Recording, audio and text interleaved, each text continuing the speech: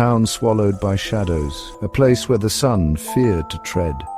It lay nestled near the edge of Rose Lake, a once popular retreat now shunned by all who knew its secrets.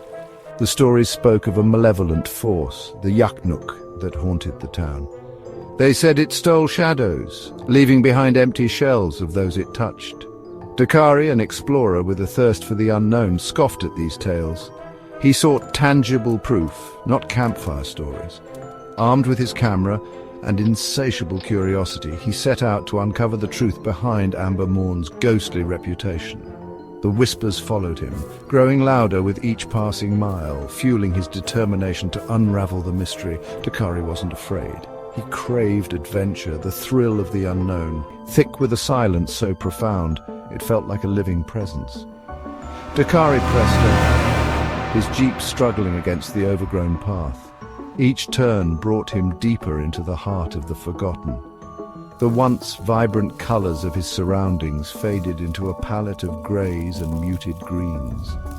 The world seemed to be holding its breath, anticipating his arrival at the ghost town as dusk began to settle. Casting long, distorted shadows across the path, a sign emerged from the gloom. Its paint peeled, barely clinging to the rotting wood. Amber Morn, it proclaimed in faded letters, a warning rather than a welcome. Dakari paused, a shiver running down his spine. He had arrived. A thick fog hovered just above the water, obscuring the opposite shore in an ethereal shroud.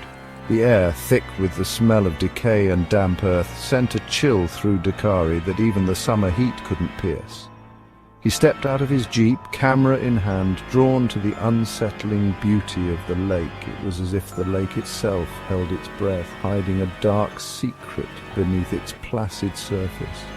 He raised his camera, attempting to capture the eerie stillness, the way the fog seemed to writhe and coil like a living entity. A sense of unease settled over him, whispering warnings in the back of his mind.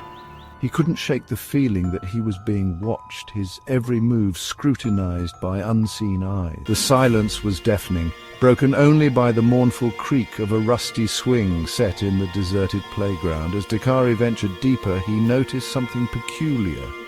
There were no shadows. The sun hung low in the sky, yet the town was bathed in a flat, even light.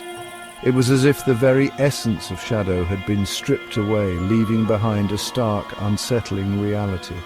Suddenly a figure emerged from a dilapidated house at the end of the street. An old man, his face etched with the weight of forgotten years, his eyes filled with a mixture of sadness and warning. He introduced himself as Salem, the last resident of Amber Morn, the only one who dared to stay. Salem's voice, raspy with age, sent shivers down Dakado's, he explained, taking them as its own, leaving its victims hollow and incomplete.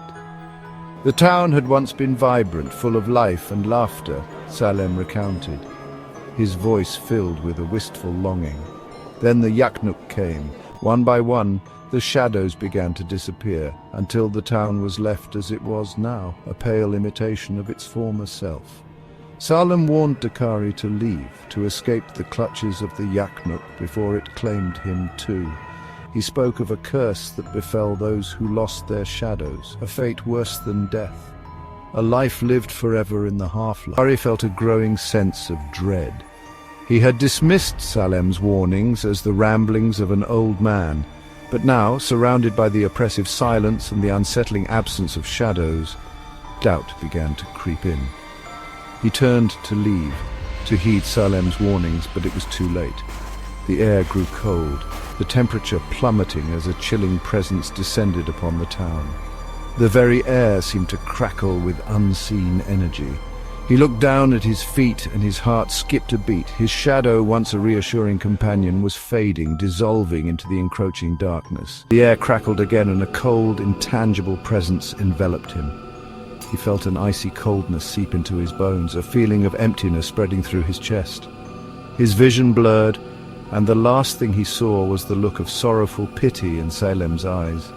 When Dakari awoke, the sun had risen, casting long, distorted shadows across the deserted town. He stumbled to his feet, his body feeling hollow, incomplete. He reached out to touch his shadow, but there was nothing there. The